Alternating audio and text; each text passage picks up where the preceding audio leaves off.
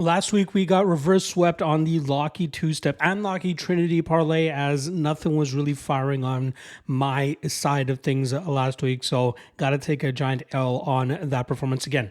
I had a really good regional scene run with 5 MMA events besides the UFC, but what the one that ends up mattering at the end of the day is my UFC performance, and it just was not up to snuff last time around. So, this week, we got another Locky two-step and Locky Trinity for you guys to hopefully cash and make up for last week and continue the profit that we are on for this free parlay for the year. So I appreciate all the love and support that we've been getting all this time. And a reminder that I do drop these free parlays or these parlays originally on the Patreon page, the Lock of the Night Patreon page. Link for that is in the description below. Otherwise, I do drop it for free on Fridays for the public in the form of this video.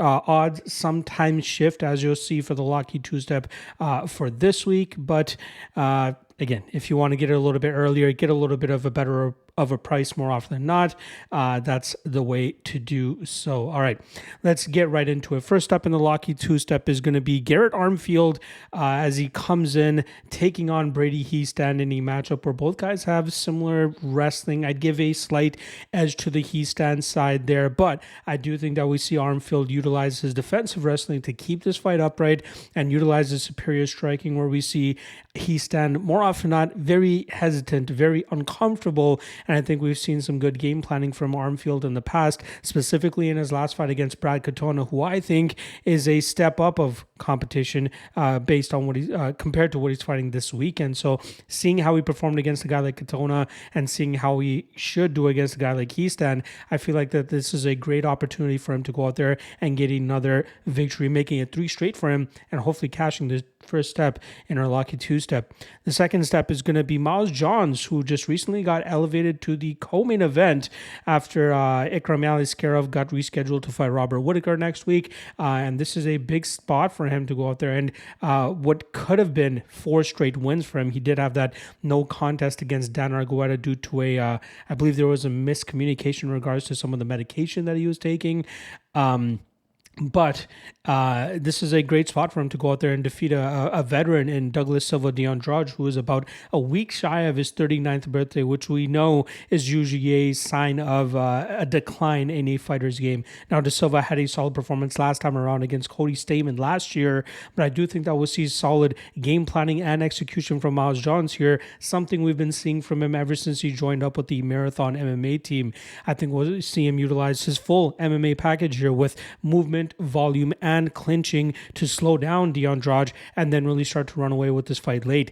I get it. Johns has shown some poor cardio in the past, but in recent fights, you see him utilizing his body language a lot better.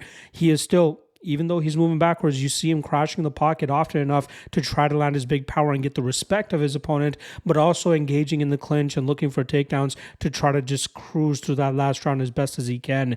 De Andrade will be dangerous early, but I do think we'll see better game planning from Johns here to secure this decision victory and hopefully cash our Locky two-step. Now, when I dropped it earlier this week for the Patreon folks that are able to lock it in at plus 177, it is down several points now, down to plus 161 at the time of this recording. Still not a bad line considering it's a parlay at the end of the day, but again, further evidence and reasoning to join the Lock of the Night Patreon page to get it nice and early. All right, to complete the Locky Trinity, we're going to turn our eyes to the main event here and take an underdog shot on Alex Perez as he takes on Japanese rising sensation Tatsuro Taira. I think Perez has the perfect all-around game to really give issues to Taira, who is really, BJJ-centric more than anything.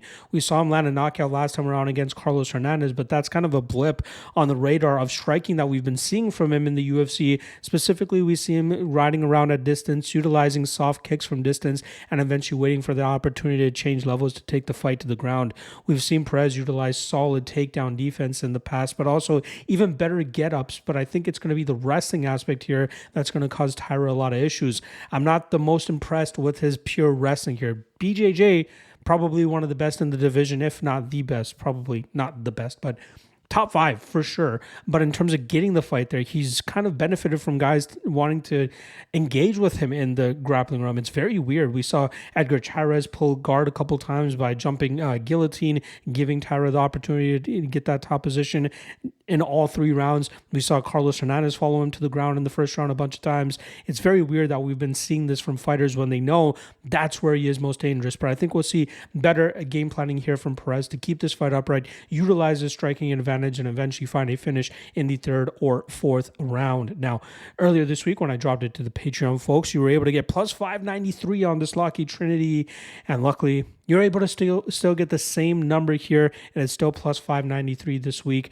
It gets a little bit of movement on Perez. They're pretty much kept the line the same as it was earlier this week and when I recorded it here. So there you guys go. Locky Trinity, Locky two-step. Good luck. Hopefully we can record this segment next week with a dub under our belt for this parlay. And I will see you guys. I'm going to drop the 3 best prop bets on fight day afternoon. So Saturday afternoon, keep your eyes peeled for that. Getting a little bit late with this free parlay that I dropped. So I'm going to let it breathe on the YouTube channel a little bit before I upload the 3 best prop bets, which I will drop again tomorrow afternoon, aka Friday afternoon. See you guys then.